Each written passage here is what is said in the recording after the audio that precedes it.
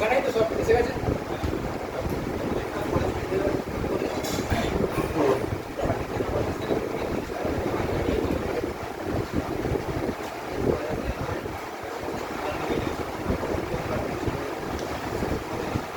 Last কি লিখেছি বলো তো? বেঙ্গল লিখে দিচ্ছি, তাই তো? পড়েছো তো? সবাই পড়েছো তো? যেটুকু লিখেছি পড়ো, তাই তো? চলো নেক্সট পয়েন্ট করো, অ্যাপয়েন্টমেন্ট। Appointment, appointment. আচ্ছা, আগে কোয়ালিফিকেশন কিছু লেখা আছে, তাই তো? আগে কোয়ালিফিকেশন, আগে কোয়ালিফিকেশন লেখো, তারপর অ্যাপয়েন্টমেন্ট। আগে কোয়ালিফিকেশন লেখো।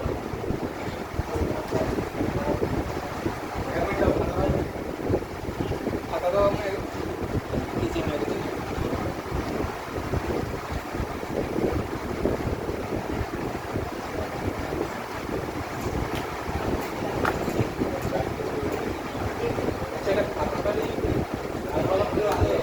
চলো তোমার যোগ্যতা ঠিক আছে, অ্যাপয়েন্টমেন্ট লিখে দিয়েছো, ওকে লিখে দিচ্ছি। যোগ্যতা লেখো, কোয়ালিফিকেশন।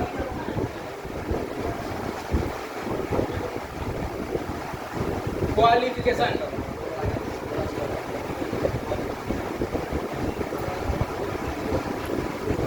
সুপ্রিম কোর্টের জাজ হওয়ার বা বিচারক হওয়ার যোগ্যতা। দেখো বলো আগে কি কি যোগ্যতা লেখো। ভারতীয় নাগরিক, ভারতীয় নাগরিকতা কার্ড, বলো 10 বছর, বলো 10 বছর যে কোনো হাইকোর্টে কাজ করতে হবে, মানে ওকালতি যেটা বলে না,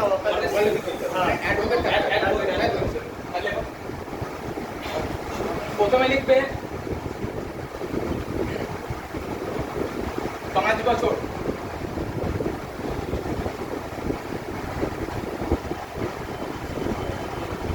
5 বছর বিচারক হিসেবে, 5 বছর বিচারক হিসেবে হাইকোর্টে নিযুক্ত থাকতে হবে, নিযুক্ত থাকতে হবে।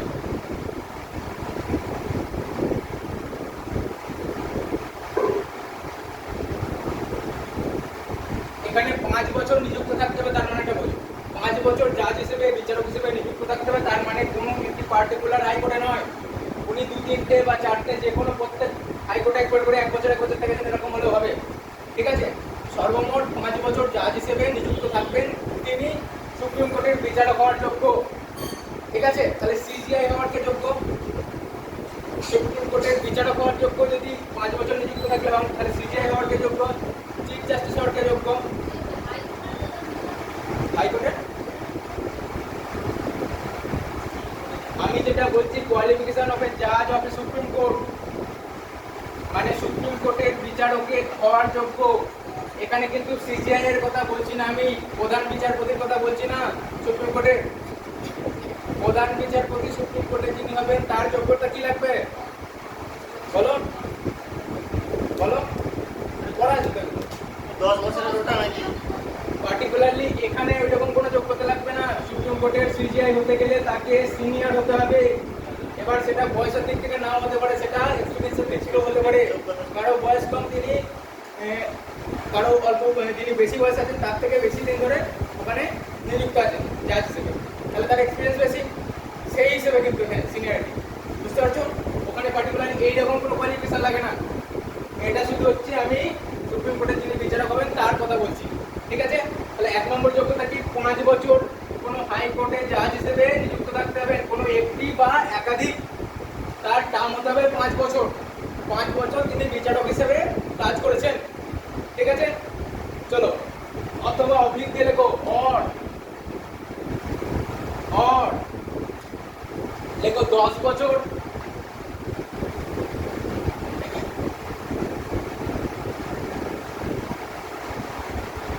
অ্যাডভোকেট, 10 বছর অ্যাডভোকেট হিসেবে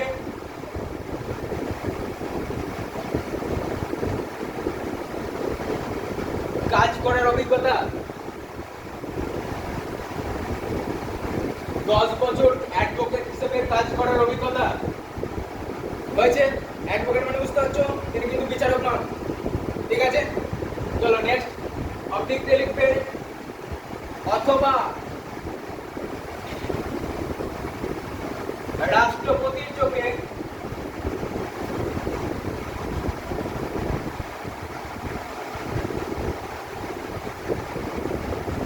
জুরিস্ট, এমিনেন্ট জুরিস্ট। দেখো রাষ্ট্রপতির চোখে আইন বিশরদ বা আইন বিশেষজ্ঞ হতে হবে। অথবা দিয়ে লিখবে প্রত্যেকটা।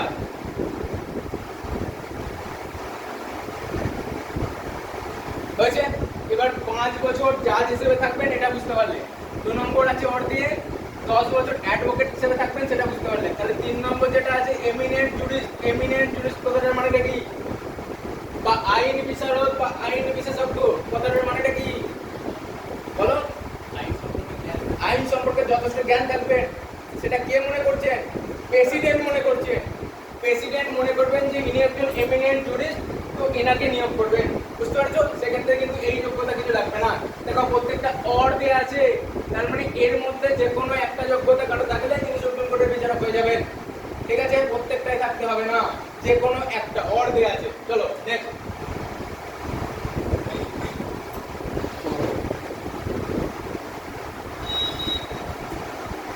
নেক্সট লেখো শপথ গ্রহণ।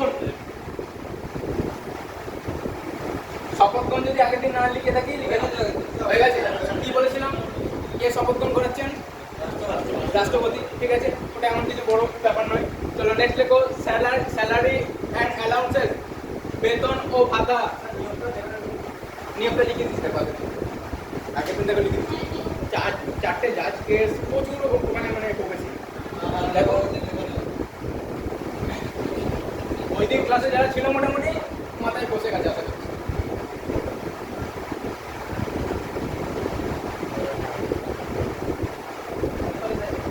তাহলে এখন সুপ্রিম কোর্টের জাজেদের কে নিয়োগ করেন বলো তো?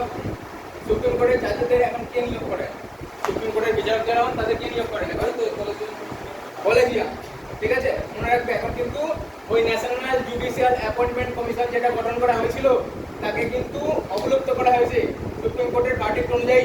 তাহলে এখন কিন্তু আবার কলেজিয়াম নিয়োগ করবে সুপ্রিম কোর্টের জাজদের। ঠিক আছে, আগে দিন পুরো বলে দিয়েছি। বলো 15 কেস হওয়ার পরে বন্ধ হয়েছে, নাহলে হতো। ঠিক আছে, কেসটা যদি না হতো ওই সম্বন্ধে তাহলে কিন্তু ওটাই থাকতো। আচ্ছা লেখো সুপ্রিম কোর্টের বিচারকদের, সুপ্রিম কোর্টের বিচারকদের, এগুলো তো পড়া আছে তোমার। সুপ্রিম কোর্টের বিচারকদের স্যালারি কত? স্যালারি পার্টিকুলারলি কত পান লাগবে না, জিজ্ঞাসাও করবে না তোমাকে। তোমাকে জিজ্ঞাসা করবে কোথা থেকে চার্জ করে। লেখো সুপ্রিম কোর্টের বিচারকদের বেতন ও ভাতা কনসলিডেটেড ফান্ড অফ ইন্ডিয়া থেকে,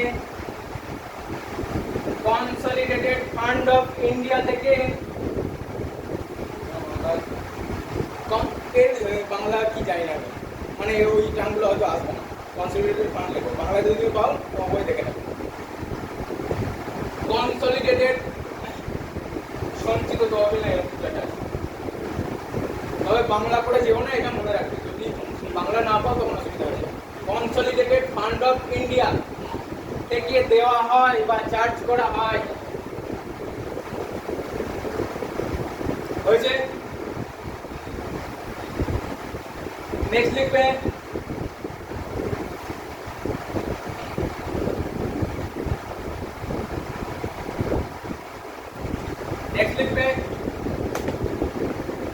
পদত্যাগ বা রেজিগনেশন।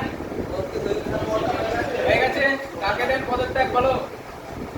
হয়ে তো গেছে, দেখবে না, খাতা লিখবে না, খাতা লিখবে না, বলো পদত্যাগ কাকে দেন? রাষ্ট্রপতিকে। আর রাষ্ট্রপতি না পদে থাকলে তখন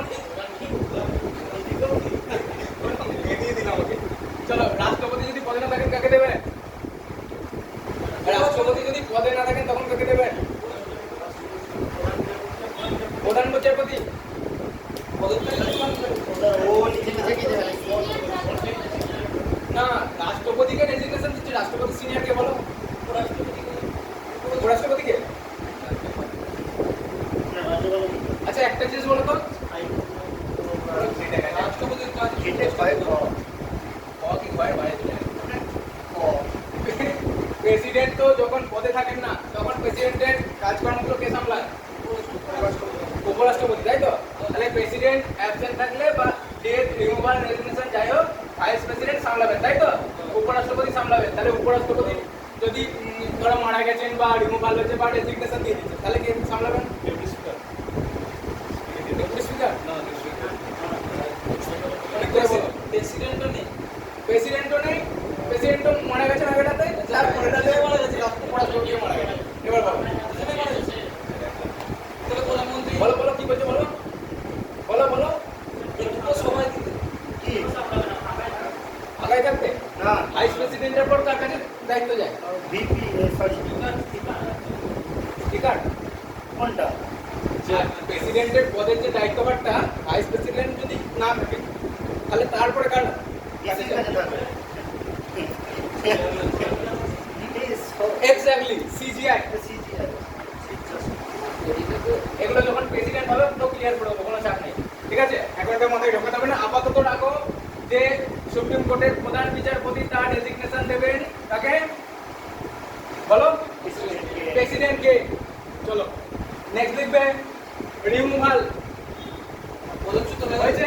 আচ্ছা এখন আমাকে বুঝিয়ে বলো রিমুভাল কি বলো। হয়ে গেল তো? আবার খাতা দেখতে হবে তো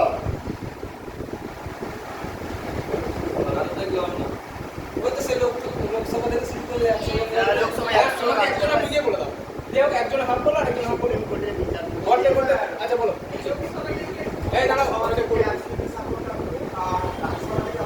আচ্ছা প্রথমে বলো তো ওটা কোথায় ইনিশিয়েট করা যায়? সবাই শোনো, সবাই শোনো, ইনিশিয়েট কোথায় করা যায়? আইদার হাউস মানে যে কোনো কিছু বলো। তারপর না প্রথম দুটো কিন্তু সাপোর্ট না। প্রথমে দেখো কি হয়, ও প্রথমে মোশন হয় সেটা কোথায়? লোকসভায় কতজন সাপোর্ট লাগে বলো? 100 জন। রাজ্যসভায় 50 জন। মিলে গেল। এবার ওটা কোথায় কাজে যায়? সেটা প্রেসিডেন্ট বলো। ওটা প্রেসিডেন্টের কাছে যাচ্ছে না, কার কাছে যাচ্ছে? আপনি বলেছিলেন যে রাষ্ট্রপতির কাছে যান। প্রেসিডেন্টের কাছে বলেছি, তাহলে ওটা কারেকশন করো। ওটা রাষ্ট্রপতি স্পিকার লেখা। যদি প্রেসিডেন্ট বলে থাকি ওটা লিখে নাও স্পিকার।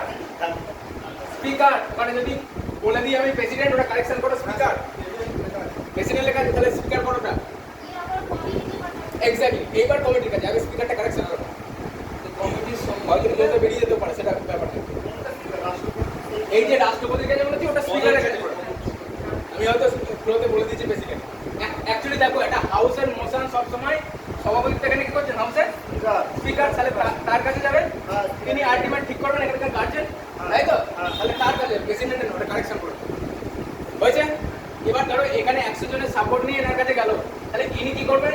কমিটি গঠন করবেন। সেই কমিটিতে কে থাকবেন বলো? কমিটিতে সেই কমিটিতে থাকবেন CGI, chief justice of India. এবার যদি এনার বিরুদ্ধে অভিযোগ হয় তাহলে ওনাকে কি ডাকা হবে? হবে না তো? তাহলে সেক্ষেত্রে সিনিয়র মন্ত্রী এনার করে বোঝা যাচ্ছে ব্যাপারগুলো, চুক্তি দিয়ে বোঝা যাচ্ছে তো? তবে এনার বিরুদ্ধেই অভিযোগ হয়ে গেছে, তাহলে সেক্ষেত্রে তো এনাকে কমিটিতে রাখা যাবে না ওটা এনকোয়ারি করার জন্য। তোমার বিরুদ্ধে এনকোয়ারি হচ্ছে, তোমাকেই বসানো হয়েছে সেই কমিটিতে। সিনিয়র মোস্ট তোমার বিরুদ্ধে বলবে? বলবে না কোনোদিন। তাহলে কি হবে? তখন কিন্তু সিআই বসবে না, তখন ওনার পরে সিনিয়র মন্ত্রী নিয়ে তিনি বসবেন।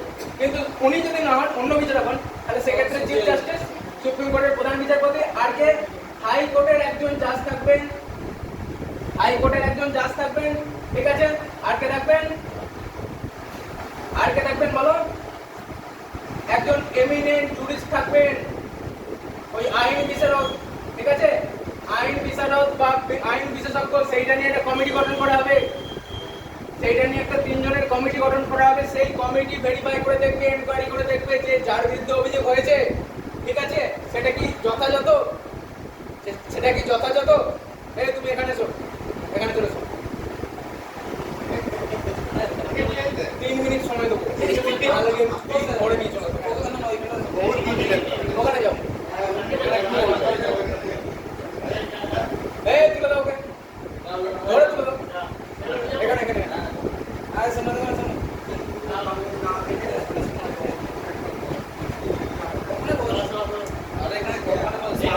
তোকে ওখানে বলেছে দেখ ওটা ফেলে দিও না ওই চেষ্টা করে এবার দেখো ঠিক আছে এবার দেখো এবার ধরো কি বললাম এখানে এই কমিটি গঠন হলো কমিটি এনকোয়ারি করে দেখলো যে হ্যাঁ ওনার বিরুদ্ধে যে অভিযোগ উঠেছে সেটা যথাযথ উনি কোনো এবার যখন এটা দেখলো যে হ্যাঁ এনকোয়ারি করে যখন দেখলো যে হ্যাঁ যথাযথ তাহলে কি হবে এখানে ফিরে আসতে হবে এইবার পাস হবে মেজরিটি পাস হবে মানে কি যতজন ধরে এই হাউসে পাস হচ্ছে প্রথমে তাহলে এখানে যতজন প্রেজেন্ট আছেন প্রেজেন্ট এন্ড ভোটিং মানে প্রেজেন্ট থাকবেন এবং ভোট দেবেন তার 2-3 এক্স্যাক্টলি হ্যাঁ ওটা তো তোমার প্রথমে হয়েই যাচ্ছে হাফ প্লাস এটা তো অলওয়েজ হবে দেখো এইটা যখন হয়ে যাবে না এটা এমনি হয়ে যাবে তাই না এটা অ্যাকচুয়ালি হতে হয় মেজরিটি মানে হচ্ছে কি অর্ধেকের বেশি তো কিন্তু এটা হচ্ছে স্পেশাল যারা প্রেজেন্ট আছে তাদের মধ্যে যারা ভোট করছে প্রেজেন্ট থেকে ভোট করছে মানে এইটা শক্ত না এটা শক্ত করা বলো এটা হচ্ছে তোমার যা তোমার হাউসের স্ট্রেংথ মানে যা সদস্য সংখ্যা তার অর্ধেকের বেশি তুমি দেখিয়ে দিলে ব্যাস পাবে সেইটা সহ যারা উপস্থিত আছে তাদের মধ্যে যারা ভোট করছে তার 2-3 অংশ কোনটা শক্ত করবে এইটা সেকেন্ডটা শক্ত তাই না তাহলে এইটা পাস হওয়া মানে এটা অলরেডি হয়ে যাবে বুঝতে পেরেছো কারণ কতটা টাফ বোঝো যখন প্রেজেন্ট থাকছে এবং ভোট করছে তাদের 2 ভাগের 3 ভাগের মধ্যে 2 ভাগ তোমরা সাপোর্ট করতে হবে ওই ইয়েটাকে ঠিক আছে মানে কতটা টাফ বোঝো ওই জন্যই একবার ভিসি নামাসানোর ক্ষেত্রে হয়েছিল কিন্তু লোকসভায় পাসই হয় ঠিক আছে ওটা ইনকোয়ারি করে দেখা হয়েছিল যে হ্যাঁ যথাযথ দেখা গেছিল অভিযোগটা ঠিক তাহলে কিন্তু ওই পাস হয়নি বলে তার আগে উনি সরে গেছিল চলো এবার ধরো এখানে পাস হয়ে গেল তারপরে কোথায় যাবে পাস হয়ে গেলে কোথায় যাবে লোকসভায় পাস হলে রাষ্ট্রপতি লোকসভায় পাস হলে রাজ্যসভা পাস করতে হবে না রাজ্যসভায় যাবে তো সভা বললাম তো না আমি বলছি ধরো এখানেই শুরু হয়েছে। ওখানে শুরু হলে কত হবে 50 এখানে যদি শুরু হয় 100 ওখানে ভেরিফাই করে দেখলো এনকোয়ারি করে যে হ্যাঁ যথাযথ ওটা অভিযোগটা তাহলে এখানে পাস হলো তারপরে রাজ্যসভায় পাস হবে যখন রাজ্যসভা পাস হবে তখন তো দুটো সভা দিয়ে করতে হবে স্যার দুটো পক্ষই লোক ছিল তো স্যার কোথায় অবশ্যই ধরো এটা যখন 100 জনের সাপোর্ট নিচ্ছে শুধু লোকসভা তো তাহলে লোকসভায় গেল ওখানে এনকোয়ারি করে দেখলো এবার স্পেশাল মেজরিটি যখন হবে ইন্ডিভিজুয়ালি এখানে একবার ওখানে একবার 2 জায়গায় হবে তাই না একবার এখানে করাবে একবার ওখানে করাবে ঠিক আছে মানে 2 জায়গাটি 2/3 মানে কতটা চাপ বুঝতে পারছো কোনো মাতি হবে না লোকসভায় জিতে গেলে রাজ্যসভায় এই পাস না হবে না বুঝতে পারছো কিরকম জিনিসটা কতটা চাপ চলো সেন্টার একটা থেকে যখন আমার ফিরে আসবে তখন দেখতে হবে এই পোর্শনটা কি আসবে ধরো এনকোয়ারি করে দেখা গেল যে হ্যাঁ যথাযথ যদি শুধু তো একটা কক্ষ হতে পারে কিন্তু অবশ্যই আমার ফিরে আসবে তখন দুটো কক্ষ অবশ্যই পালিয়ে দেবে অবশ্যই পাস করবে এটা আরো এইভাবে রাখা হয়েছে নাহলে দেখো যে কোনো জাজকে ইচ্ছা মতো সরিয়ে দেওয়া যেতে পারে যদি ওনার জাজমেন্ট পছন্দ না হয় পলিটিক্যাল ধরো যারা রুলিং পার্টি আছে তাদের যদি পছন্দ না হয় তারা ইচ্ছা করে তারা লোকসভা রাজ্যসভায় এখন এখানে মানে টাকা দিলেই হয় করে দিতেই পারে তাই না নেক্সট দেখো নেক্সট দেখবে স্যালারি বলেছে তাই তো এবার দেখো অ্যাক্টিং চিফ জাস্টিস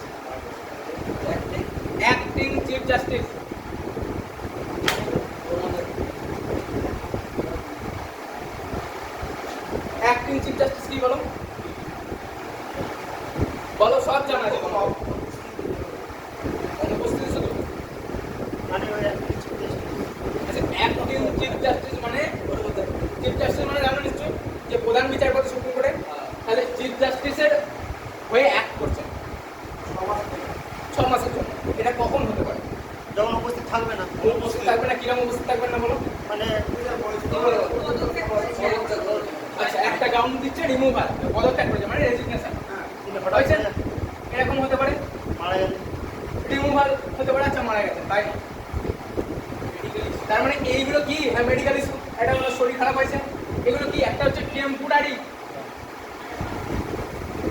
তাই তো আর একটা কি পার্মানেন্ট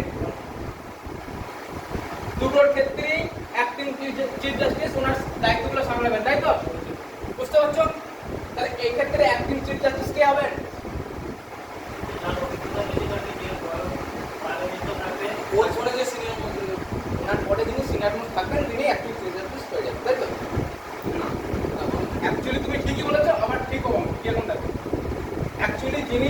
মোস্ট থাকেন তিনিই হন। কিন্তু প্রেসিডেন্ট মনে করবেন যে ইনি অ্যাক্টিং চিফ জাস্টিস হবেন, তিনি হবেন। অ্যাকচুয়ালি প্রেসিডেন্ট তাই করবেন যে যিনি সিনিয়র মোস্ট তাকে অ্যাক্টিং চিফ জাস্টিস করে দেবেন, কিন্তু এটা প্রেসিডেন্ট ঠিক করে দেবে। বাচ্চা পার্থক্যটা শুধু প্রেসিডেন্ট একবার ঢুকে যাবে, আর কিছু না। ব্যাস, চলো নেক্সট দেখো। ওখানটা লিখে নাও যে অ্যাক্টিং চিফ জাস্টিস যিনি হবেন, বা এইভাবে লেখো প্রেসিডেন্ট। আগে লেখো কি ধরনের অনুপস্থিতি আগে লিখে নাও। দুটোর ক্ষেত্রে একটা পার্মানেন্ট কোনো ভ্যাকেন্ট হলো পদটা, ধরো ওটা বাংলায় কি লিখবে পার্মানেন্ট মানে এই বাংলা বলো না পার্মানেন্ট স্থায়ীভাবে, স্থায়ীভাবে, স্থায়ীভাবে, অস্থায়ীভাবে, স্থায়ীভাবে বা অস্থায়ীভাবে লেখো, এইভাবে লেখো স্থায়ীভাবে বা অস্থায়ীভাবে। আরে তোমরাই একজন টিচার, তোমরাই লিখো। কে আমি টিচার? তুমি তো টিচারের উপরে উপরে কি প্রিন্সিপাল। চলো স্থায়ী বা অস্থায়ীভাবে আর আপনি লিখতে বলেন প্রধান বিচারপতির পদ, স্থায়ীভাবে বা অস্থায়ীভাবে প্রধান বিচারপতির পদ ফাঁকা হলে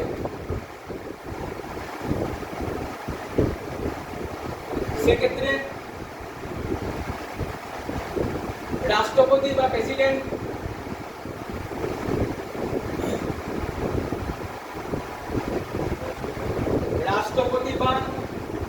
প্রেসিডেন্ট সুপ্রিম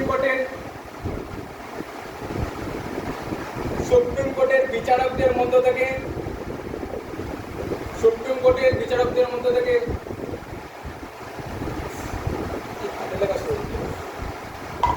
পাগল হয়ে যাবে আমি যদি চিঠি লেখে। চলো সুপ্রিম কোর্টের বিচারকদের মধ্য থেকে অ্যাক্টিং চিফ জাস্টিস ভালো করে তাদের অ্যাক্টিং চিফ জাস্টিস নিয়োগ করে। বলতে যে তাহলে মেয়েদের হাতে লেখা ভালো। আর সেটা ঠিকই, বেশিরভাগ ক্ষেত্রে। না না সেটা না, সেটা হচ্ছে ব্যাক।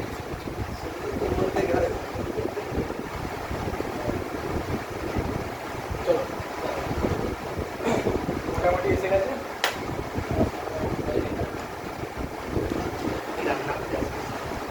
এবার দেখো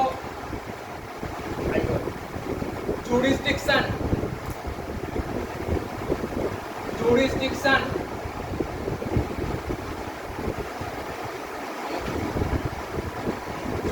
মানে কি বলবো, মানে হচ্ছে ধরো সুপ্রিম কোর্ট আছে, ঠিক আছে, তার ক্ষমতা অধিকার কোন অঞ্চলটায় বা কোন কোন ম্যাটারে, এই ব্যাপারটা একটা পার্টিকুলার তো ওনার ডিসিশন থাকবে বা ডেন্স থাকবে যে এর মধ্যে এই লটা অ্যাপ্লিকেবল হবে বা এই ম্যাটারগুলো সুপ্রিম কোর্টের ল অ্যাপ্লিকেবল হবে, সেই ব্যাপারগুলো ঠিক আছে। তুমি তো তোমার বাড়িতে ছুটি হলে সুপ্রিম কোর্টে ছুটবে না, বুঝতে পেরেছো? তাহলে কোনগুলো সুপ্রিম কোর্টের অধিকারের মধ্যে পড়ছে বা ওখানে গিয়ে তুমি কোনগুলোর জন্য তোমার জাজমেন্ট চাইতে পারো, সেই ব্যাপার। 1 নম্বর লিখবে, আগে কতগুলো জিনিস লিখে নাও তারপর ওগুলো ব্যাখ্যা করবে। 1 নম্বর লিখো অরিজিনাল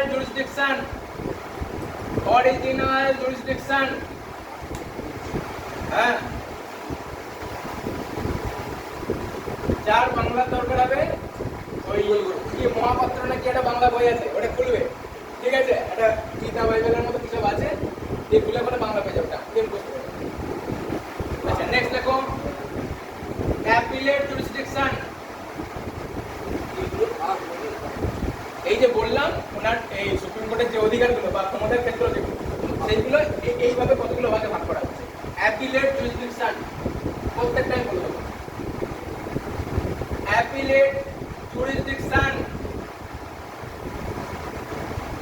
3 নম্বর লিখবে রিট জুরিসডিকশন, বাংলায় লিখবে, ইংলিশে লেখার দরকার নেই।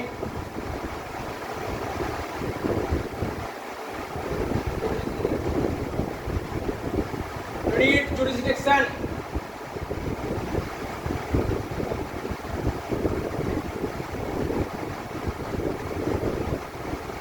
লিখবে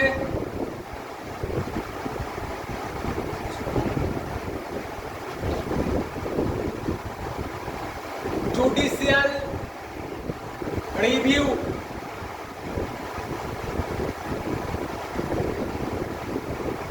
বা ডিভিশনাল পাওয়ার লিখতে লিখতে পারো।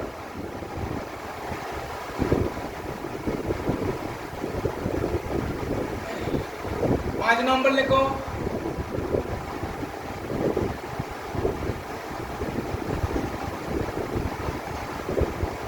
Code of record.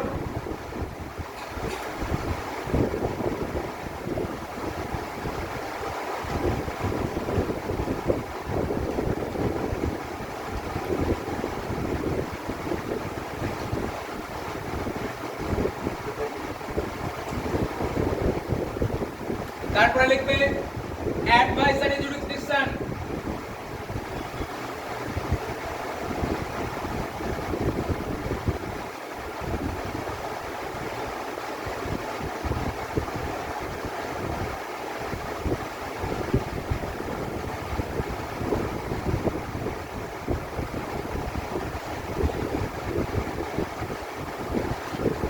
সাত নম্বর লিখবে কন্টেম্পট অফ কোর্ট।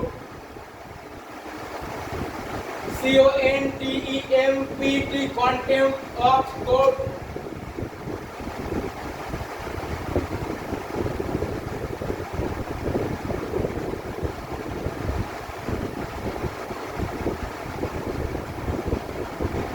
হয়েছে?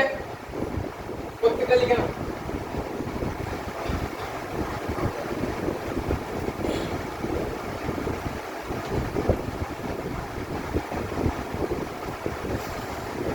সাতটা হয়েছে তো?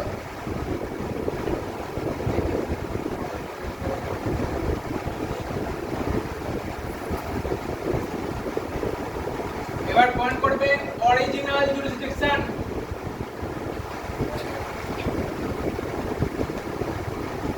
আরো লেখা যায় কিন্তু যেগুলো মেইনলি আমাদের লাগে সেগুলো আপাতত মনে রাখবে। উল্টোপাল্টা জিনিস দরকার নেই। অরিজিনাল জুরিসডিকশন পয়েন্ট করো। কি বলছো বলো বলো কি বলে কি আছে? অরিজিনাল জুরিসডিকশন বলো, একটুখানি বলো। কেউ না কেউ তো পড়েছে, বলো বলো বলো, বাংলায় বলো। শুধু লিখে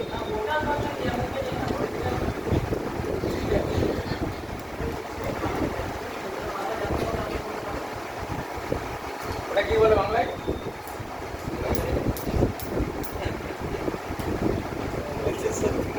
আচ্ছা, প্রথম কি বলেছে তুমি সুপ্রিম কোর্টের ক্ষমতায়? প্রথম কি বলেছে সুপ্রিম কোর্টের ক্ষমতায়? সুপ্রিম কোর্টের ক্ষমতার মধ্যে প্রথম কি বলেছে তুমি আমাকে সেটা বলো। কিছু মনে পড়ছে না?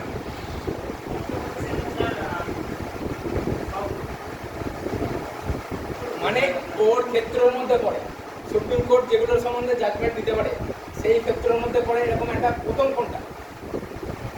সব বই দিয়ে ওটা প্রথম থাকবে, যে বই থেকে পড়ো বলো। আচ্ছা দেখো, অরিজিনাল জুরিসডিকশনের মধ্যে মেইনলি যেগুলো আসবে সেগুলো হচ্ছে ধরো সেন্টার ভার্সেস স্টেট, মানে কেন্দ্রের সঙ্গে কোনো রাজ্যের কোনো বিতর্ক হলো, ডিসপিউট হলো, তাহলে সেক্ষেত্রে সেই ব্যাপারটা ডিল করবে সুপ্রিম কোর্ট এবং সেটা সুপ্রিম কোর্টের অরিজিনাল জুরিসডিকশনের মধ্যে পড়বে। হয়েছে? আর কি আছে দেখবে সুপ্রিম কোর্টের অরিজিনাল জুরিসডিকশনের মধ্যে। আচ্ছা, বাংলা যদি টার্মগুলো কিছু অসুবিধা হয় একটু বইটা ঘেটে দেখে নেবে, ওখানে দেখবে থাকবে কিছু।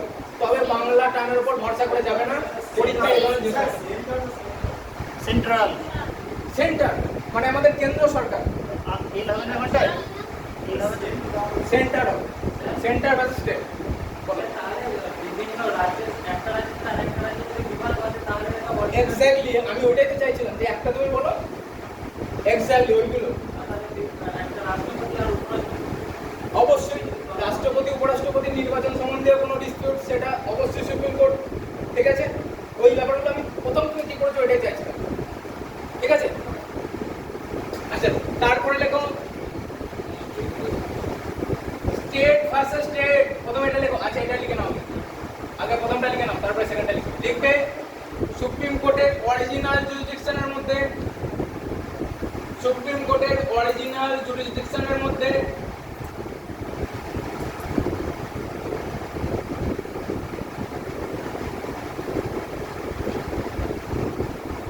কেন্দ্র সরকারের সঙ্গে বা কেন্দ্রের সঙ্গে, ওটা সরকার না লিখলে হবে, কেন্দ্রের সঙ্গে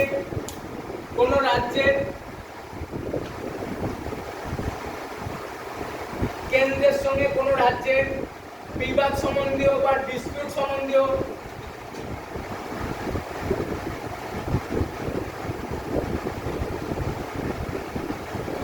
কমা দিয়ে দুটি রাজ্যের মধ্যে বা দুটি আলাদা রাজ্যের, এইভাবে লিখো, স্টেট ভার্সেস স্টেট, দুটি রাজ্যের মধ্যে ডিসপিউট সম্বন্ধীয় বা বিবাদ সম্বন্ধীয় হয়েছে, কমা দাও। আর একটা লেখো, ধরো এখানে কেন্দ্র আছে, ঠিক আছে, কেন্দ্রের সঙ্গে একটি বা একাধিক রাজ্য যোগদান করেছে কোন একটি বিষয়ে, তার সঙ্গে আরেকটি রাজ্যের বিবাদ চলছে, মানে এদিকে একটা রাজ্য আছে, এখানে একটা কেন্দ্র আছে, তার সাথে একটি রাজ্য বা একের বেশি রাজ্য আছে এর সাথে, এইভাবে যদি কোনো মামলা হয়, ঠিক আছে, সেক্ষেত্রেও কিন্তু অরিজিনাল জুরিসডিকশন অফ সুপ্রিম কোর্টের মধ্যে পড়বে এটা। মানে একদিকে কেন্দ্র, তার সাথে এক বা একাধিক রাজ্য জোট বেঁধেছে, আর তারা কার বিরুদ্ধে লড়ছে, একটা রাজ্যের বিরুদ্ধে, কোনো কিছু নেই, ঠিক আছে। তাহলে আমাদের রাজ্যের একবার রয়েছে যে আমাদের ইয়ে ছিলেন জাতীয় সরকারের সাথে যখন মমতা ব্যানার্জি যখন রামলাল ছিল, তার সেটাকে না, বিষয়টা কি নিয়ে দেখতে হবে না, যদি কি নিয়ে বলো, কি বিষয়টা কি ছিল বলো, উনি কি নিয়ে বিরোধ করছেন সেটাকে বলো, ইস্যুটা কি, উনি যদি রাজ্যের শান্তি শৃঙ্খলা,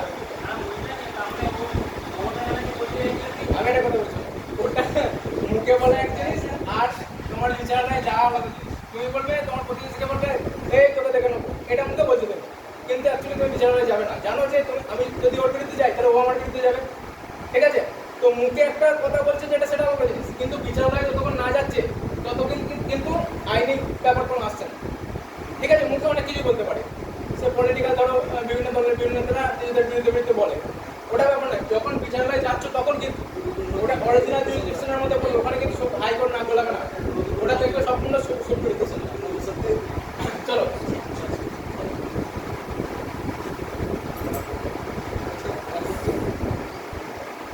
ছোটখাটো ব্যাপারের সব নজর দিতে আছে। ওই নজরগুলো দিতে ভালো।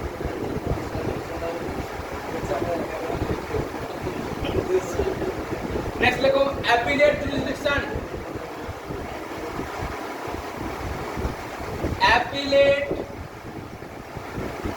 जुरिसडिक्शन, एपिलेट जुरिसडिक्शन,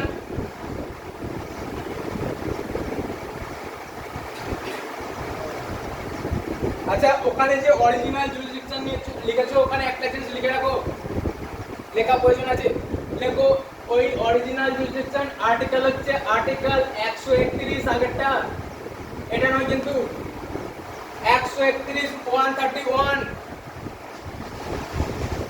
আগেরটা লিখে রাখতে হবে, অনেক সময় আর্টিকেল জিজ্ঞাসা করতে পারে, ঠিক আছে।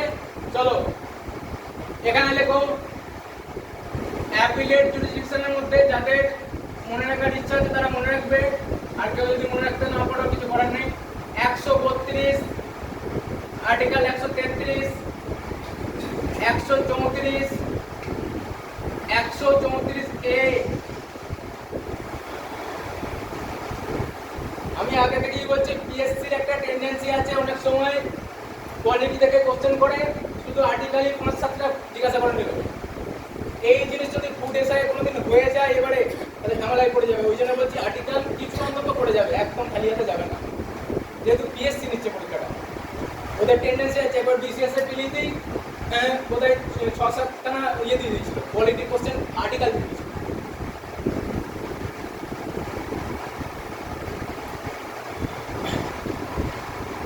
এবার দেখো একটা জিনিস, অ্যাপিলেট জুরিসডিকশন কি?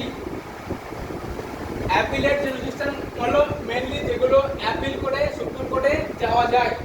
তোমার ধরো বাড়িতে একটা চুরি হয়েছে বা কোনো সামান্য জিনিস, সেইটা নিয়ে তো তুমি আর সুপ্রিম কোর্টে যাবে না, কিছু কিছু বিষয় থাকবে যেগুলো অ্যাপিল করে সুপ্রিম কোর্টে যাওয়ার অধিকার আছে, ঠিক আছে।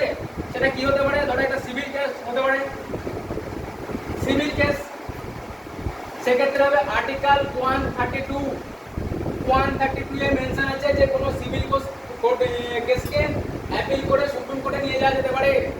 তাহলে সিভিল বলো এখানে সম্পত্তি অধিকারটা তাহলে করতে পারে। কোনটা? ধরুন আমার সম্পত্তি নিয়ে কোনো ঝামেলা চলছে, সেটা তো একটু দখল করার চেষ্টা করছে, এটা নিয়ে আর এবার আমি আগে এটা শেষ করে দিই, দিয়ে তুমি ওটা বলবে, তুমি নিজেই বুঝতে পারবে, আমাকে কিছু বলতে হবে না। আমি এটা শেষ করে দিই পুরো অ্যাপিলেটটা, তারপর তুমি ওটা বুঝবে, ঠিক আছে? ধরো সিভিল ম্যাটার কোনগুলো বলেছিলাম বলো তো, আগে দিন বলে দিয়েছিলাম। না জমি জায়গা বলিনি, সময় তো প্রায় বলো। স্যালাইটা বলেছিলাম রেভিনিউ কোর্টের ডিভোর্সটা ছিল না। ডিভোর্স ছিল, আরেকটা বলো। আরে ডিভোর্সের আগে কি হলো সেটা বলো। ম্যারেজ ডিভোর্স এগুলো, ঠিক আছে? তাহলে তোমার ম্যারেজ ডিভোর্স তুমি হলে ওখানে সুপ্রিম কোর্টে চলে যাবে তো? না না আমার ছেলে মেয়ে হবে না, এগুলো করছে। যেতে পারবে না, তাই না?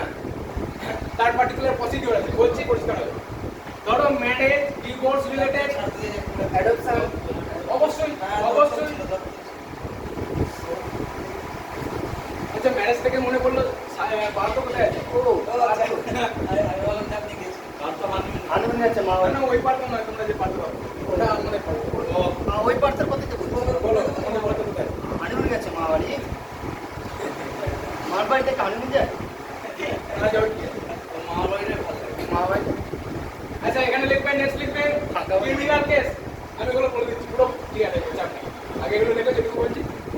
2 নম্বর লিখবে ক্রিমিনাল কেসের ক্ষেত্রে অ্যাপিল করা যেতে পারে কোথায়? সুপ্রিম কোর্টে। সেক্ষেত্রে আর্টিকেল কি 133 এ মেনশন আছে যে ক্রিমিনাল কেসের ক্ষেত্রে অ্যাপিল করে সুপ্রিম কোর্টে সেটা নিয়ে যাওয়া যায়।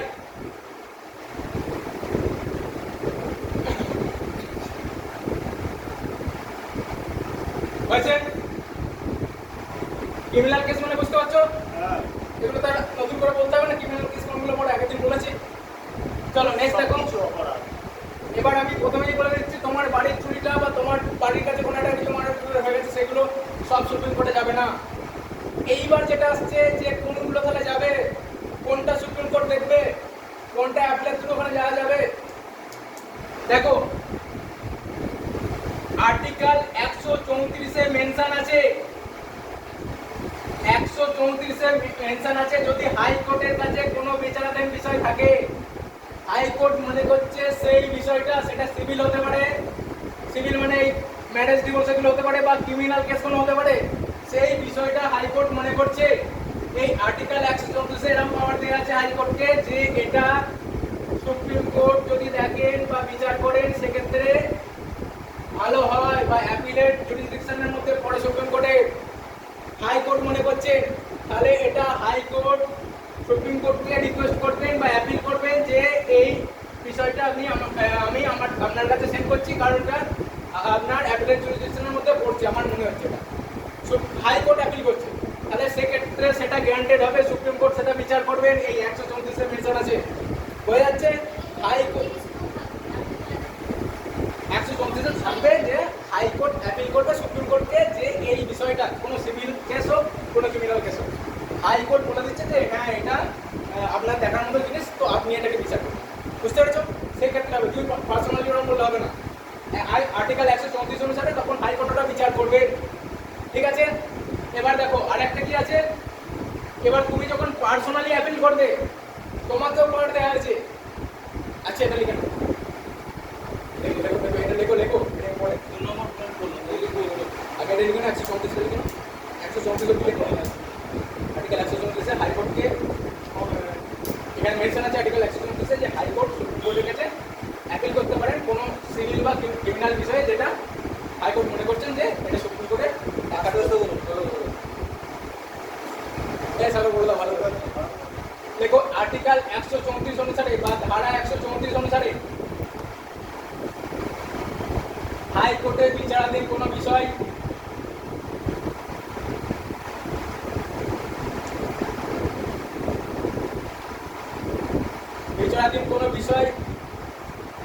অ্যাপিলের থ্রু বা অ্যাপিলের মাধ্যমে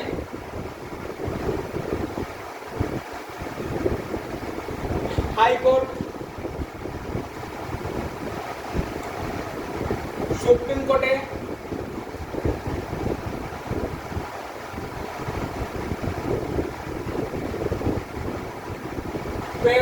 করতে পারেন। হাইকোর্ট সুপ্রিম কোর্টে প্রেরণ করতে পারেন।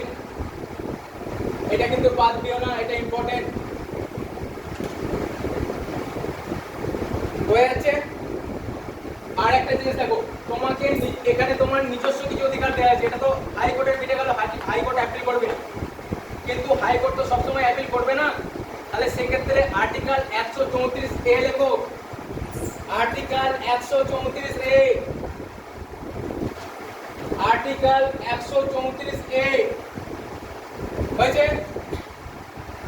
আর্টিকেল 134A তে কি বলা আছে?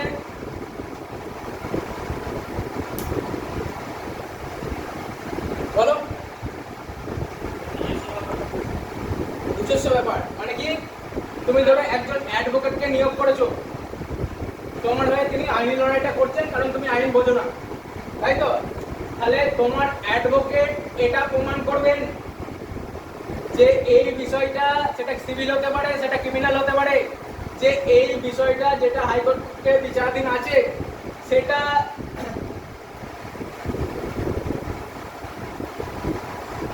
ইন জেনারেল মানে সবাইকার জন্য খুব একটা গুরুত্বপূর্ণ বিষয়, সেটা হাইকোর্টের থেকে সুপ্রিম কোর্টে নিয়ে গিয়ে বিচার করতে হবে। সেটা প্রমাণ করবেন যে এটা জেনারেল পাবলিকের জন্য খুব একটা গুরুত্বপূর্ণ বিষয়, শুধু এই পার্টিকুলার কোনো ব্যক্তির জন্য নয়। এবার তুমি বলবে এর সম্বন্ধেও কি উদাহরণ আছে?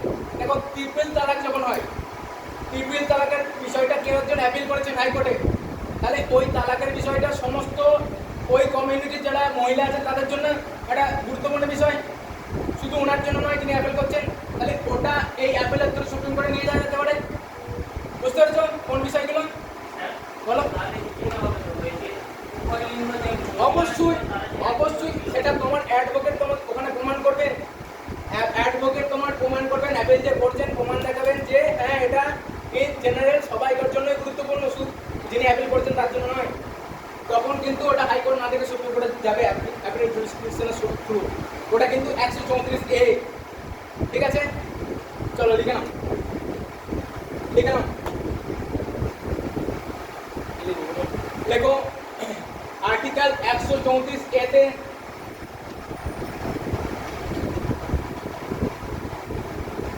পার্টিকুলারলি বাংলা এখানে একটা টার্ম লিখে নেবেন। দেখো আর্টিকেল 134A তে স্পেশাল লিভ পিটিশন বা স্পেশাল পিটিশন লিভ এবার লিখতে পারো, বাংলায় লিখবে স্পেশাল পিটিশন লিভ বা স্পেশাল লিভ পিটিশন যা ইচ্ছা লেখো, এর মাধ্যমে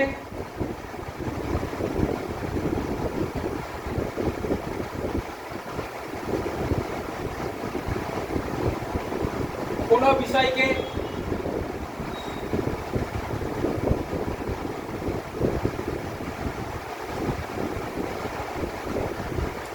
যদি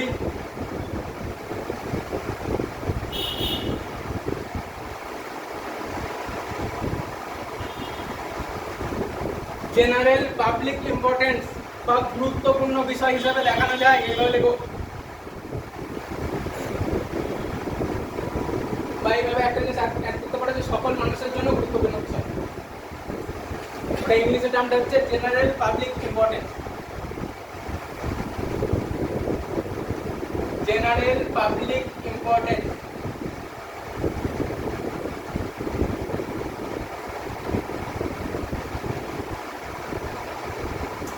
সেক্ষেত্রে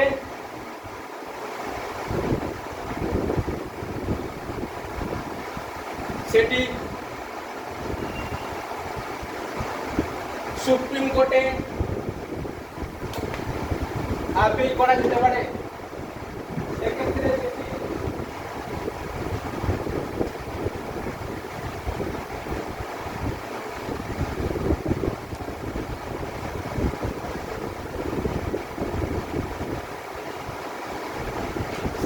সেটি সুপ্রিম কোর্টে আপিল করা যেতে পারে। হয়েছে? আচ্ছা, আর একটা লিখবে এখানে, এর মধ্যে 134 এর মধ্যেই 134 এর মধ্যে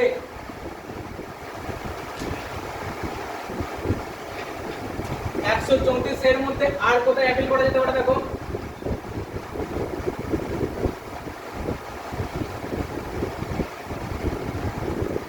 দেখো কোন একটা বিষয় পার্টিকুলারলি সংবিধানে মেনশন আছে, সংবিধানে কোন একটা জিনিস মেনশন আছে, সেইটা সম্বন্ধে তুমি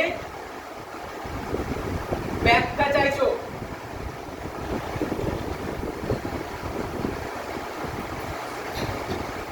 আগের দিন একটা কথা বলেছিলাম, দেখো কনসাল্ট, প্রেসিডেন্টের সঙ্গে কনসাল্ট করবেন, তাই তো কথাটা বলেছিলাম তো? তাহলে কনসাল্ট মানে কি সেটা যদি জানতে চাওয়া হয় হাইকোর্টের দেখো বিচারাধীন নয় ব্যাপারটা, কারণ ওখানে ব্যাখ্যা করতে হচ্ছে সুপ্রিম কোর্টের একটা টার্ম, এই কনস্টিটিউশনের একটা টার্ম। তাহলে তার অধিকারটা কি হাইকোর্টের মধ্যে পড়ে? তাহলে তুমি ওখানে দেখাতে পারবে যে এটা কনস্টিটিউশনাল ইন্টারপ্রিটেশনের ব্যাপার আসছে, তাহলে ওই ওয়ার্ডটা ব্যাখ্যা করবে কিন্তু অ্যাপিলের থ্রু ওখানে চলে যাবে ওই সম্বন্ধে কোনো বিষয় হলে। বুঝতে পেরেছো? যেটা সরাসরি কনস্টিটিউশনের সংবিধানের সাথে যুক্ত, তাহলে সেই সম্বন্ধে ব্যাখ্যা কিন্তু ওখানে হবে না, ওটা তোমার অ্যাডভোকেট অ্যাপিল করবেন, ওখানে সরাসরি চলে যাবে। এই ধরনের যদি প্রমাণ করা যায় হয়েছে, ওখানে ত্রিপিল তালাকটা লিখে রেখে দেবে আগেরটাই, তাহলে বুঝতে সুবিধা হবে, কারণ অনেক সময় টার্মগুলো মাথায় ঢোকে না। ত্রিপিল তালাকের যে ব্যাপারটা, ওখানে কেউ হয়তো একজন ওই সম্বন্ধে বিচার চেয়েছিলেন, কিন্তু পার্টিকুলারলি ওটা সমস্ত ওই কমিউনিটির যারা মহিলা আছে তাদের ক্ষেত্রে অ্যাপ্লিকেবল, ওদের ক্ষেত্রে গুরুত্বপূর্ণ, তাহলে ওইটা সুপ্রিম কোর্ট বিচারাধীন বিষয়, অ্যাপিলের থ্রু অবশ্যই যাবে। সেকেন্ডেরটা যেটা বললাম, কনস্টিটিউশনের যদি কোনো কিছু ব্যাখ্যা করতে হয় তাহলে ওটাও তুমি অ্যাপিলের থ্রু সুপ্রিম কোর্টে নিয়ে যেতে পারবে, কারণ কনস্টিটিউশনের ব্যাখ্যার অধিকার তো শুধু সুপ্রিম কোর্টেরই আছে, তুমি অ্যাপিল করলেই তো ওখানে দেখিয়ে দিয়ে যাবে, তোমার অ্যাডভোকেট দেখিয়ে দিতে পারবে, ওটাও কিন্তু 134 এর মধ্যেই পড়ছে তোমার।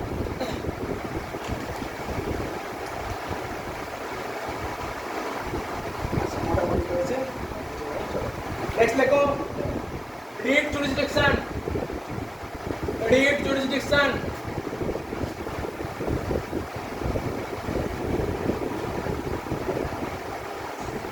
এবার আমায় বলো রিট কি? আমায় বলো রিট কি? অন্তত যারা ক্লাস করেছে তারা বলো, যারা করোনি তারা ঠিক আছে। রিট কি বলো? রিট বা লেখ, মানে লেখ বল, লেখ বলতে পারো। ফান্ডামেন্টাল রাইটস এ পড়েছো, ফান্ডামেন্টাল রাইটস এর লেখ পড়েছো, রিড পড়েছো, বলো কি? আচ্ছা বলো লেখ কখন জারি হয়? লেখ কখন জারি হয় বলো তোমরা? বলো বলো বলো বলো।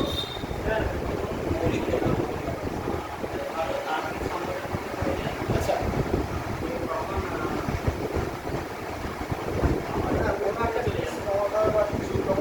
ওটা তো জরুরি অবস্থা।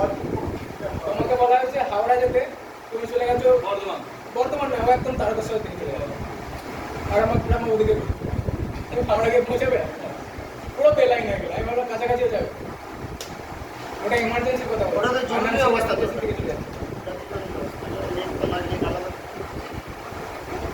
তোমার যদি ফান্ডামেন্টাল রাইট বা মৌলিক অধিকার ভায়োলেশন হয় তাহলে সেক্ষেত্রে কি হবে? রিট বা লেখ জারি হবে। মনে পড়ছে না? এখনো মনে পড়েনি? রিট জারি হবে তো? হবে না? কখন জারি হবে বলো তাহলে তোমরা? এই সাগর বলো।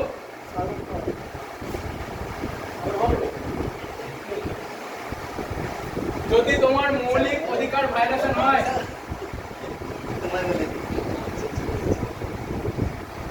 মৌলিক অধিকার ভায়োলেশন হয় তাহলে সেক্ষেত্রে তুমি হাইকোর্টে বা সুপ্রিম কোর্টে যাবে। এটা যখন মৌলিক অধিকার পড়েছিলাম বারবার করে দিচ্ছি,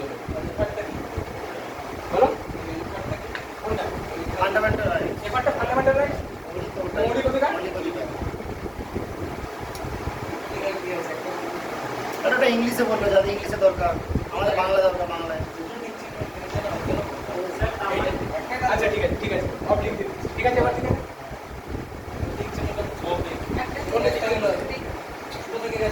আচ্ছা বাকি তো ঠিক আছে ঠিক আছে, তাই করে যেমন ডিমান্ড করুন সেরকম করে। ওই ডাস্টার কোথায়?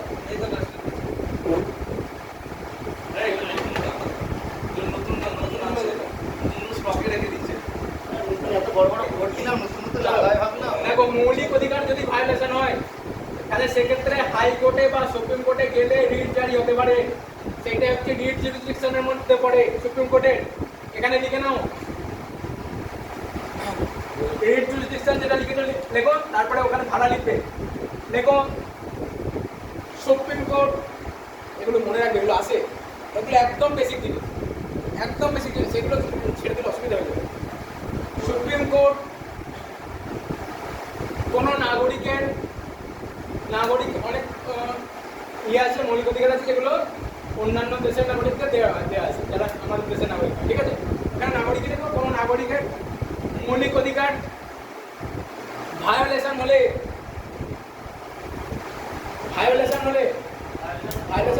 ওটা বাংলায় বলে তোমার ওটা না, ভায়োলেন্স, ফরবলে দিতে হবে, ঠিক আছে। কোনো ফর্ব হলে মানে ধরো তোমাকে এখানে শিক্ষার অধিকার দেওয়া আছে তো, 6 থেকে 14 বছরের শিশুদের হ্যাঁ শিক্ষার অধিকার দেওয়া আছে। তাহলে এখানে যদি এই অধিকারটা না দেওয়া হয়, ফান্ডামেন্টাল রাইট এটা, তাহলে এই অধিকারটা যদি সরকার তোমায় পৌঁছে দিতে না পারে তাহলে ভায়োলেশন, বুঝতে পারছো? ঠিক আছে, তোমার আনটাচেবিলিটি প্র্যাকটিস করা, যেটা ছোঁয়াছুঁত যে ব্যাপারটা, ওটা প্র্যাকটিস করে কিন্তু ফান্ডামেন্টাল রাইটের ওটা ভায়োলেশন। তাহলে কেউ যদি প্র্যাকটিস করেন তখন কিন্তু তুমি অবশ্যই এই ব্যাপারগুলো, মানে যত ফান্ডামেন্টাল রাইট দেওয়া আছে সেগুলো যদি ভায়োলেশন হয় তখন তুমি হাইকোর্টে বা সুপ্রিম কোর্টে গিয়ে রিট জারি করতে পারো। দেখো কোনো নাগরিকের মৌলিক অধিকার খর্ব হলে তিনি, এখানে যেহেতু সুপ্রিম কোর্ট পড়ছো তাহলে সুপ্রিম কোর্ট লিখবে, হাইকোর্ট এখানে লিখবে না, হাইকোর্টের আলাদা ধারা 226 এখানে লিখবে তিনি কোনো নাগরিকের মৌলিক অধিকার খর্ব হলে তিনি সুপ্রিম কোর্টে গিয়ে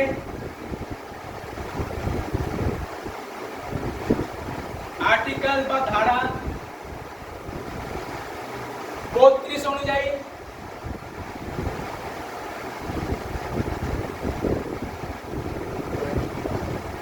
রিট বা লেখ জারি করতে পারে।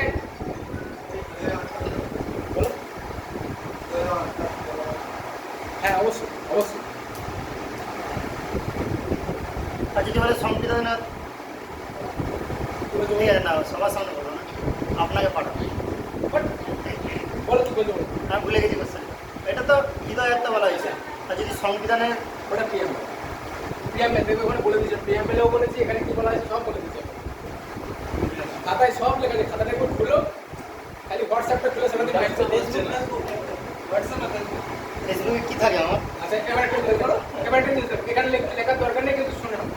আর্টিকেল 226 অনুযায়ী হাইকোর্ট রিট জারি করতে পারে এই একই বিষয়ে, ঠিক আছে, এটা মাথায় রাখবে। কিন্তু এটা যেহেতু সুপ্রিম কোর্ট সেই জন্য এখানে না লিখতেও পারো। হাইকোর্ট মৌলিক অধিকার ভায়োলেশন হলে 226 নম্বর ধারা অনুযায়ী রিট জারি করতে পারে। দুটোই আসে কিন্তু বারবার।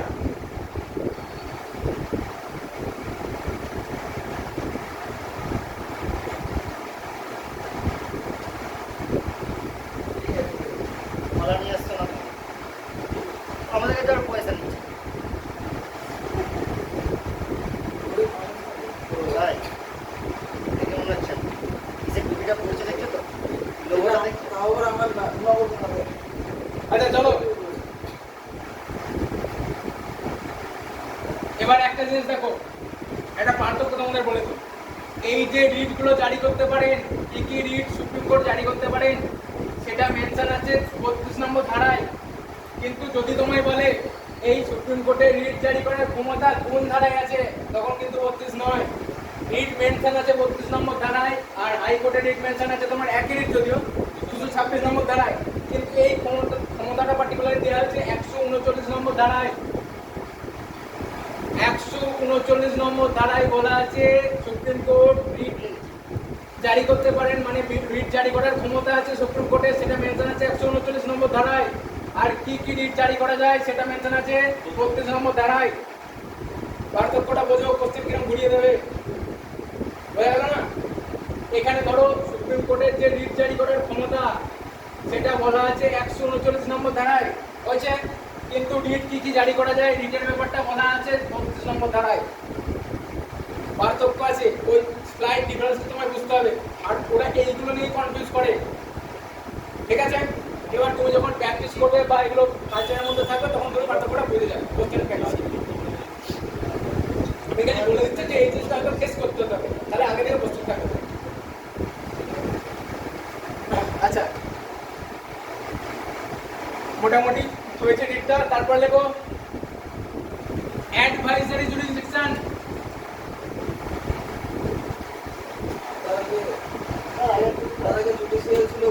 এ সাগর, আজকে তো 3-4 অব্দি ক্লাস হবে, একটু খাওয়া দাওয়ার ব্যবস্থা করবে। 3-4? হ্যাঁ, কে? এইগুলো দুটো 3টা বাজলে পালাম। আমার খিদে পেয়ে গেছে। পালিয়ে তো সামনে একটা 11 থেকে বসা। দেখানো ধরবে তো? অবশ্যই বলে 3টার মধ্যে ছেড়ে দেবো। ঠিক আছে, ঠিক আছে, ঠিক আছে, তাই করো, তাই করো। কোনো কিছু পাইনি সব। জুডিশিয়াল রিভিউ আছে, জুডিশিয়াল রিভিউটা আমি পরে বলছি, ঠিক আছে? আগে এগুলো পড়ো। ওই কোর্ট অফ দেখো অ্যাডভাইজারি জুরিসডিকশন, এটা হচ্ছে JURISDICTION, advisory jurisdiction. Advisory jurisdiction, advisory jurisdiction মানে কি বলো? বলো। 137 নম্বর ধরা আছে। অবশ্যই অবশ্যই অবশ্যই 137 নম্বর ধারা, 143 নম্বর ধারা। ভুলে গেছি। হ্যাঁ, পড়ে বোঝা যাচ্ছে, হ্যাঁ? পড়ে কিছু বোঝা যাচ্ছে না। 143 নম্বর ধারা লিখে নাও, পাশে লিখে নাও। আর্টিকেল 143, যে পারবে সবগুলো মুখস্থ করতে করে নেবে, অসুবিধা নেই। তারা মুখস্থ করেও কিছু বেনিফিট কোথাও না কোথাও পেয়ে যাবে, দেখবে। খারাপ মুখস্থ করা ভালো, অভ্যাসটা করে নেবে, দেখবে রিভাইজ করা আমি বসে যাবে, এটা মনে করতে হচ্ছে। সে পাড়ায় ডায়লগ দিয়ে যাবে। না না,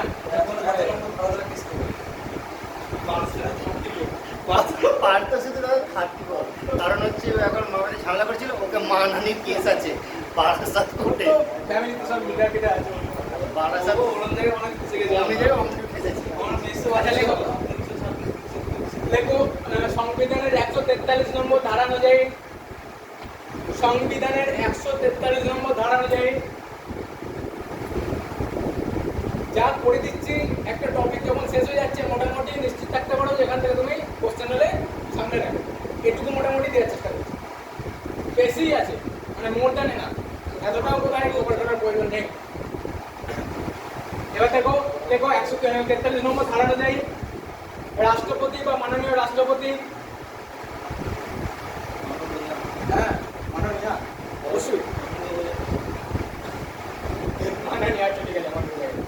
চলো, মাননীয় রাষ্ট্রপতি সুপ্রিম কোর্টের কাছে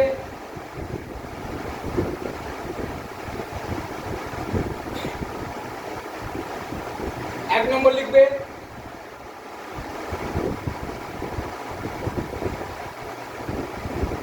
দুটো বিষয়ে পরামর্শ চাইবে। 1 নম্বর লিখবে কোনো আইনি বিষয়ে,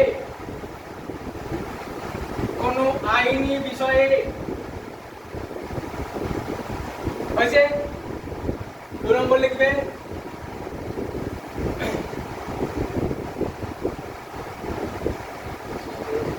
সংবিধান লাগু হওয়ার পূর্বে কোনো চুক্তির বিষয়ে,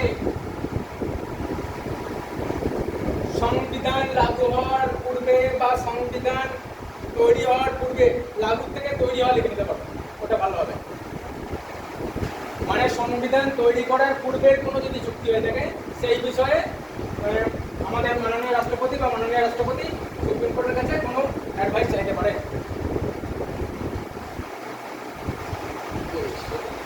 দুটো করে পয়েন্টে খালি লিখে নাও, একটা হচ্ছে আইনি বিষয়ে, কোনো আইনি বিষয়ে, আর একটা হচ্ছে সংবিধান তৈরি হওয়ার পূর্বের কোনো চুক্তির সম্বন্ধীয় কোনো বিষয়।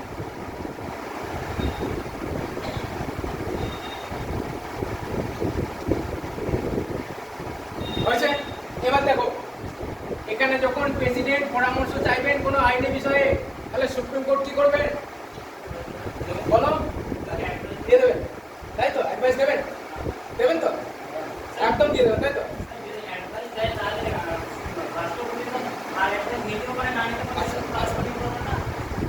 মানে নিতেও পারেন না নিতে পারেন, কিন্তু দেবেন।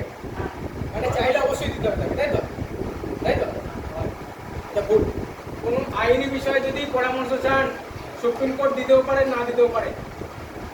লিখে নাও, আইনি বিষয় ছোট করে লিখে নাও এই ব্যাপারগুলো, সেন্টেন্স করে না লিখলেও ছোট করে নিজের বোঝার মতো লিখে নাও। কোনো আইনি বিষয়ে যদি পরামর্শ চান, লয়ের ব্যাপারে কোনো পরামর্শ চান, তাহলে কিন্তু সুপ্রিম কোর্ট দিতেও পারেন না দিতেও পারেন, সেটা সুপ্রিম কোর্টের উপর নির্ভর করছে।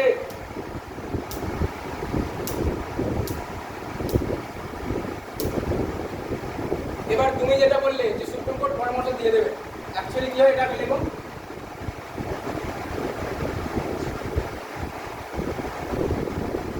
তৈরি করবে, পড়াপড়া তৈরি করে নেবে, এটা রাখছে কি করে?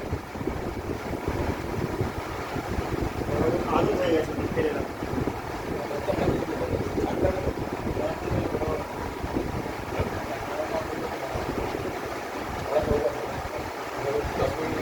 এবার দেখো, যখন সুপ্রিম কোর্ট পরামর্শ প্রেসিডেন্ট পরামর্শ চাইবেন, তখন ইনি দিতেও পারেন না দিতেও পারেন, এরকম মেনশন আছে। কিন্তু অ্যাকচুয়ালি কি হয়, উনি একজন সম্মানীয় ব্যক্তি বা সম্মানীয় পদ, সেই জন্য ওনার সম্মানের কথা ভেবে সুপ্রিম কোর্ট পরামর্শ দিয়েই দেয়, ঠিক আছে, না করে না। এবার দ্বিতীয় ক্ষেত্রে আছে, দ্বিতীয় ক্ষেত্রে হচ্ছে সংবিধান লাগু হওয়ার তৈরি হওয়ার পূর্বের কোনো চুক্তির ক্ষেত্রে, ঠিক আছে। তাহলে সেক্ষেত্রে সুপ্রিম কোর্টের কাছে যদি পরামর্শ চান, রাষ্ট্রপতি দিতে বাধ্য উনি। সুপ্রিম কোর্ট লিখে নাও, সুপ্রিম কোর্ট এই বিষয়ে পরামর্শ দিতে বাধ্য।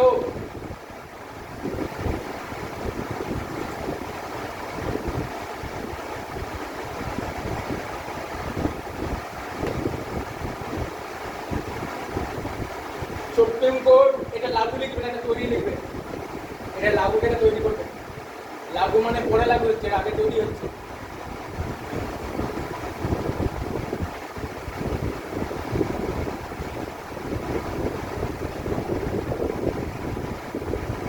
আচ্ছা, এক্ষেত্রে পরামর্শ দিয়ে দিলেন সুপ্রিম কোর্ট, তাহলে সেক্ষেত্রে রাষ্ট্রপতি সেটা কি মানতে বাধ্য না বাধ্য না? বলো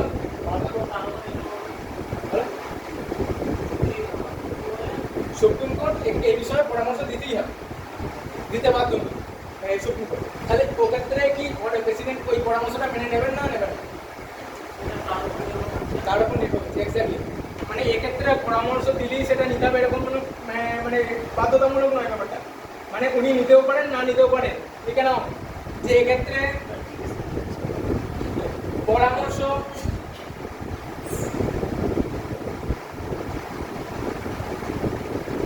রাষ্ট্রপতি না মানতেও পারেন, এক্ষেত্রে সুপ্রিম কোর্টের দেওয়া পরামর্শ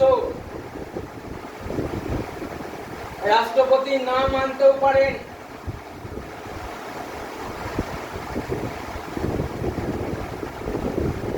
হয়েছে, ছেড়ে দাও।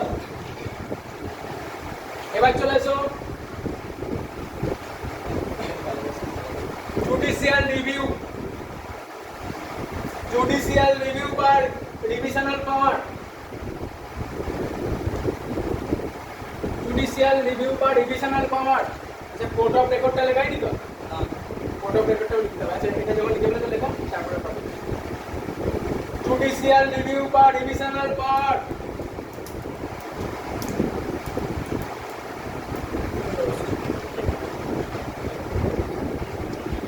দেখো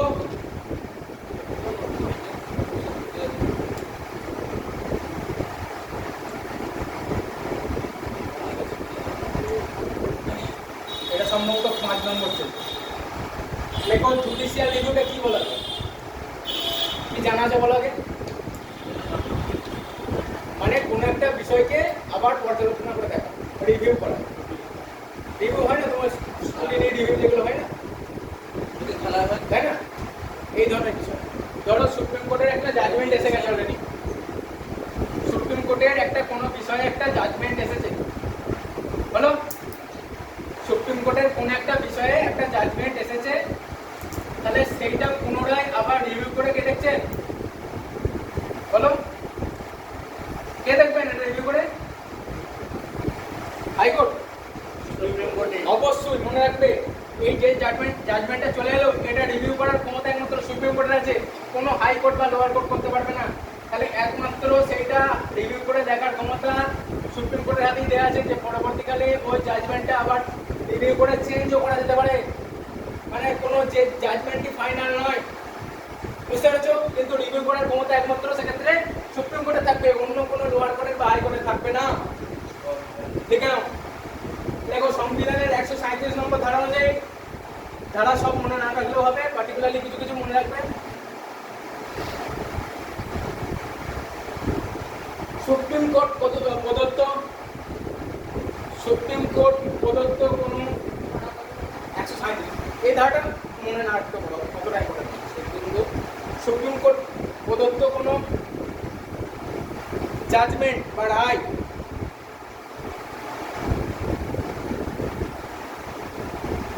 কেবলমাত্র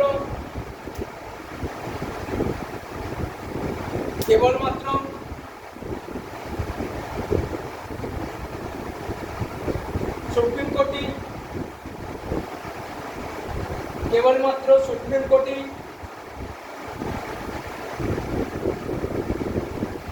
রিভিউ করে,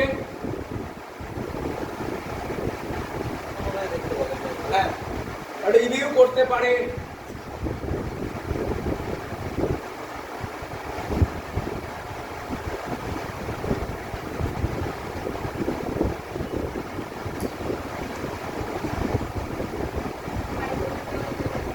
আর হাইকোর্ট দেখতে পারবে না, কোনো লোয়ার কোর্ট দেখতে পারবে।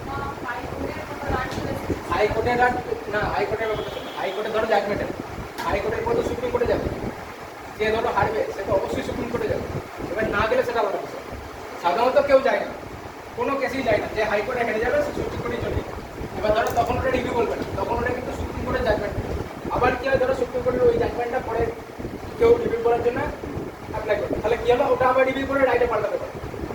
এই ধরো প্রাইমারির কেসগুলো হচ্ছে, একটা রায় ধরো এখান থেকে ডিভিশন বেঞ্চ একরকম আসছে, ওখানে গিয়ে পাল্টে দিতে পারে, বা ওইটাই আবার রিভিউ হতে পারে। এই ধরো বিএড যেটা হয়েছে, তাহলে এখানে ধরো ডিএড জিতে গেছে, তাহলে পরবর্তীকালে ওটা রিভিউ হয়ে আবার পাল্টে দিতে পারে। কিন্তু সব ক্ষেত্রে ওরকম রিভিউ হয় না, যারা গেছে আপনারা যেটা দিচ্ছেন সবসময় আমাকে তৈরি করতে হবে। নেক্সট দেখো, এখানে একটা উদাহরণ লিখে নাও। 1960-এর বেড়ুবাড়ি মামলায়, বেড়ুবাড়ি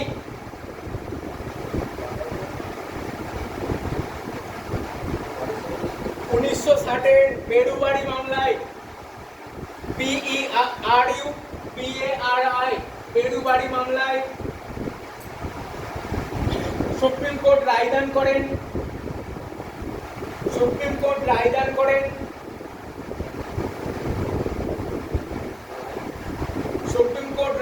করেন যে প্রিয়াম্বেল বা প্রস্তাবনা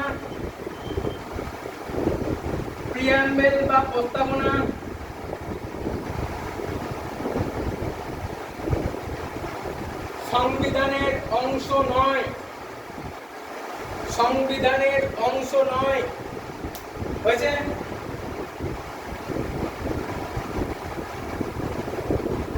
এইটা জাজমেন্ট এসেছিল। পরবর্তীকালে 1973 সালে কেশবানন্দ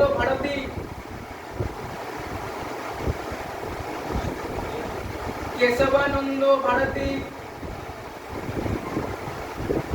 কেসে বা মামলায়, বাংলায় লিখবে কেশবানন্দ ভারতী মামলায় সুপ্রিম কোর্ট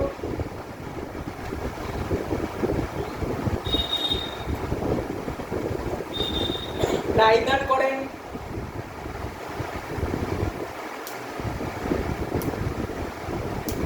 প্রস্তাবনা সংবিধানের একটি অবিচ্ছিন্ন অংশ। প্রস্তাবনা সংবিধানের একটি অবিচ্ছিন্ন অংশ, ইন্টিগ্রাল পার্ট, ইন্টিগ্রেশন নয় কিন্তু।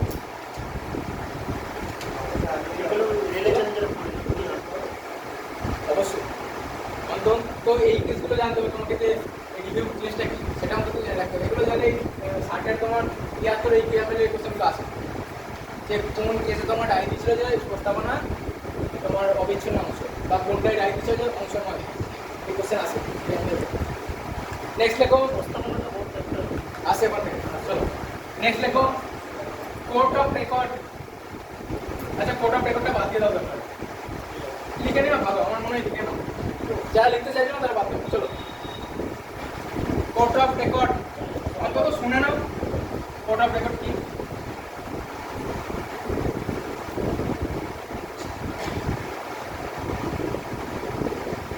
লেখো সুপ্রিম কোর্টে আর্টিকেল হচ্ছে তোমার বলে দিচ্ছি, কোর্ট অফ রেকর্ড 129 এর কোর্ট আর্টিকেল এতটাও ইম্পর্টেন্ট, যেগুলো মেন ইম্পর্টেন্ট সেগুলো আমি মেনশন করব।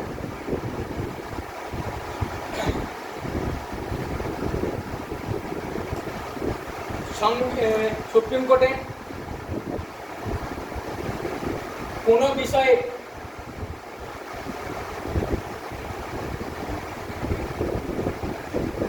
রায়দান হয়ে গেলে, সুপ্রিম কোর্টে কোনো বিষয়ে রায়দান হয়ে গেলে, আচ্ছা চলো আরেকটা লিখে পড়াটা করবো। সুপ্রিম কোর্টে কোনো বিষয়ে রায়দান হয়ে গেলে তা পরবর্তীকালে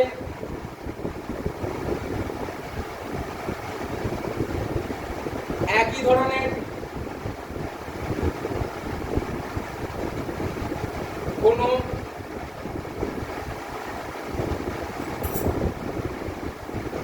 কেসের ক্ষেত্রে বা মামলার ক্ষেত্রে প্রয়োগ করার জন্য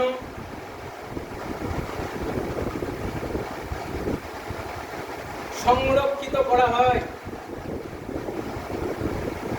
সংরক্ষিত করা হয়। মানে এটা বোঝা গেল? বোঝা গেল না? কি বুঝলে বলো, বলো কি বুঝলে? বোঝা যায় তাই তো? ধরো কোনো একটা বিষয়ে কোনো জাজমেন্ট এসেছে, কোনো একটা বিষয়ে কোনো জাজমেন্ট এসেছে, পরবর্তীকালে ওই একই ধরনের বা একই বিষয় নিয়ে পুনরায় মামলা হয়েছে, তখন কিন্তু নতুন করে আজ জাজমেন্ট দেওয়ার প্রয়োজন হবে না, তখন এখানে দেখিয়ে দেওয়া হবে যে এই সম্বন্ধে আগের জাজমেন্ট আছে এটাই, তো এটাই অ্যাপ্লিকেবল থাকবে। এই জন্য এটাকে রেকর্ডে রাখা হয় যাবতীয় যা জাজমেন্ট থাকে দেখিয়ে দেওয়ার জন্য। বা কোনো মামলার ক্ষেত্রে এই মামলাটায় যে রায় এসেছিল তার প্রয়োগ লাগবে, সেই প্রয়োগটা কিন্তু এখান থেকে করা হবে, এই জাজমেন্ট থেকে আগে যে জাজমেন্ট এসেছিল তার হেল্প নেওয়া হবে যে এর সম্বন্ধে প্রিভিয়াসলি সুপ্রিম কোর্টের কী রায় আছে এই বিষয় সম্বন্ধে, তখন অন্য জাজমেন্ট যা আগে এসেছে সেখান থেকে হেল্প নেওয়া হবে, সেটা অ্যাপ্লাই করা হবে পরবর্তীকালে যে কোনো মামলায় প্রয়োজন হবে। এই জন্য সব বিষয়ে জাজমেন্ট সংরক্ষিত করা হয়। চলো নেক্সট দেখো কন্টেম্প্ট অফ কোর্ট বা কোর্ট অবমাননা, যেটা কন্টেম্প্ট অফ কোর্ট বা কোর্ট অবমাননা।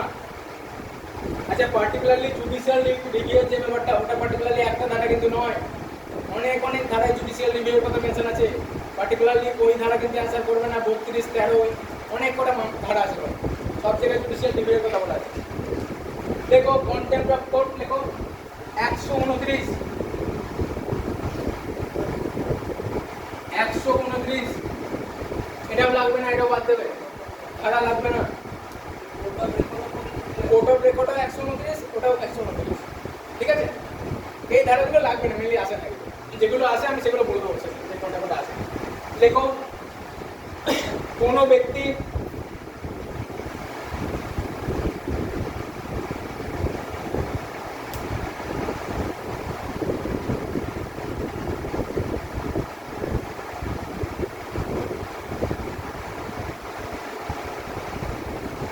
আদালতের বা সুপ্রিম কোর্টের, সুপ্রিম কোর্ট লিখবেন, সুপ্রিম কোর্টের অর্ডার, সুপ্রিম কোর্টের অর্ডার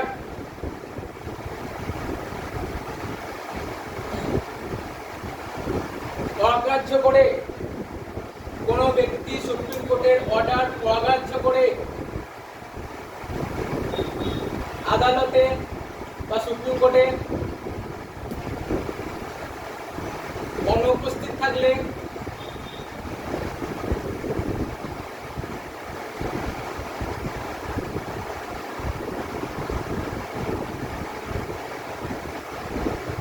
দ্য কন্টেম্পট অফ কোর্টের মধ্যে পড়বে।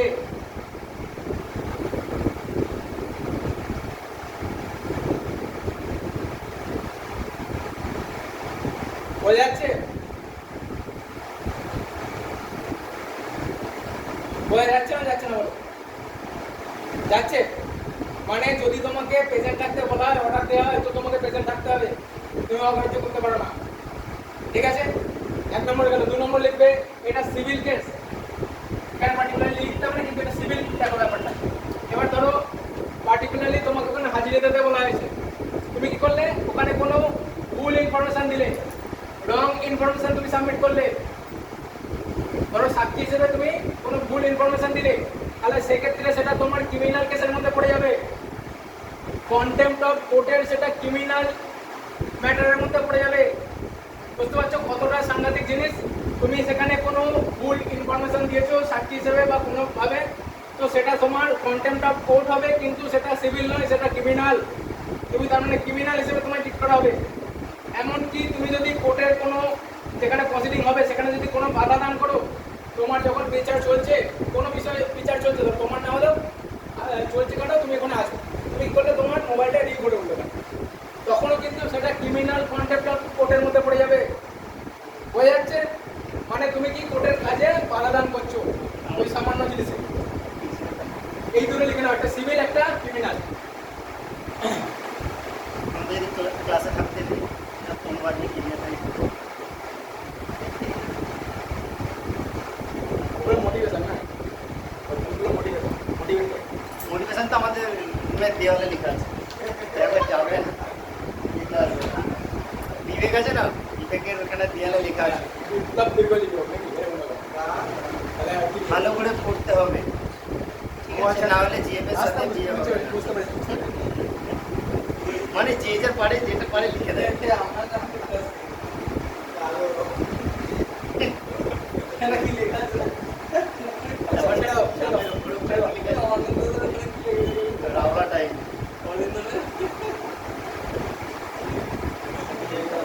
আচ্ছা আর কিছু লিখতে হবে না। আচ্ছা আরেকটা জিনিস আমি কতগুলো জিনিস বলে দিই। ধরো সুপ্রিম কোর্টের যে তোমার ইয়ে আছে, বিচারক আছে, এদের বয়সটা কত, মানে কতদিন অব্দি এরা জাজ হিসেবে থাকতে পারবে? হ্যাঁ বলো। 65, ওটা দেখো ওখানে লেখা নেই কোথায়, ঠিক আছে? আছে। এখানে আছে। আচ্ছা, এবার ধরো এই 65 বছর এজ ওখানে মেনশন আছে যে ওনার টেনিওর 65 বছর পর্যন্ত উনি থাকবেন করে। এবার ধরো কেউ মনে করছেন যে এখন যেহেতু জাজের সংখ্যা কম আছে, তাহলে কি হবে, এদের সময়সীমাটা একটু বাড়ানো হবে, 70 বছর করে দেওয়া হবে। তাহলে এই শোনো, কে করতে পারবে এটা? যদি এনাদের বয়স সীমা বাড়ানো হয়, তাহলে ওটা কে করতে পারবে? ধরো 70 বছর করা হবে, কারণ এখন জাজের সংখ্যা কম আছে, তাহলে ওনাদের গিয়ে কোনো রিটায়ারমেন্ট দিতে দেওয়া হবে। তাহলে কি হবে? এটা কে করবে? 70 বছর কে করবে? ওইটাকে, ওই তো বুঝতে পারছি, ওই তো অনেকে আছে। ওই তো হ্যাঁ, করবে না। ওর নিজের নিজেরটা কি করে বাড়াবে? আচ্ছা মন্ত্রীদের ভাতা বেড়েছে কারা বাড়িতে? ঠিক আছে তো ব্যাপারে 40,000 টাকা ভাতা বেড়েছে। ভাতা বেড়েছে? কে বাড়িতে?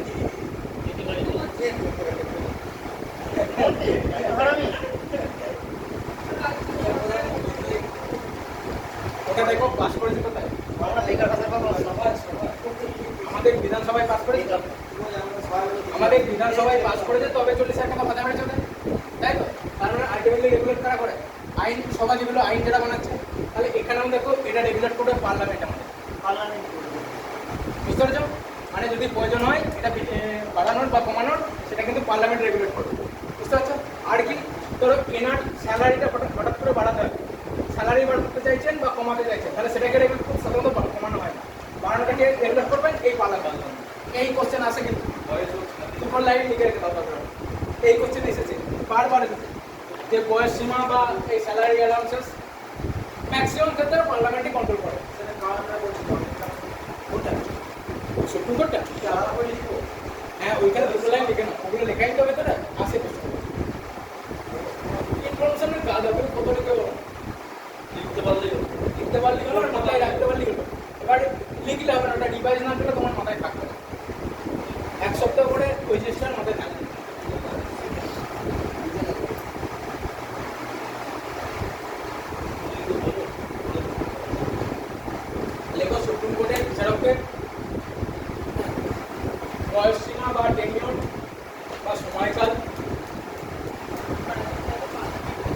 ভারতের পার্লামেন্ট বা সংসদ রেগুলেট করে, মানে ওটা বাড়াতে পারেন বা কমাতে পারেন, সেটা পার্লামেন্টের হাতে আছে। অবশ্যই আইন পাস করি।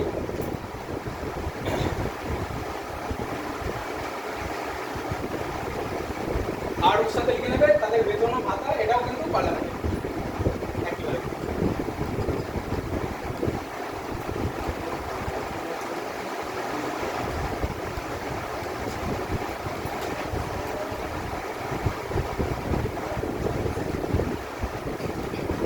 কি বলছো? হ্যাঁ,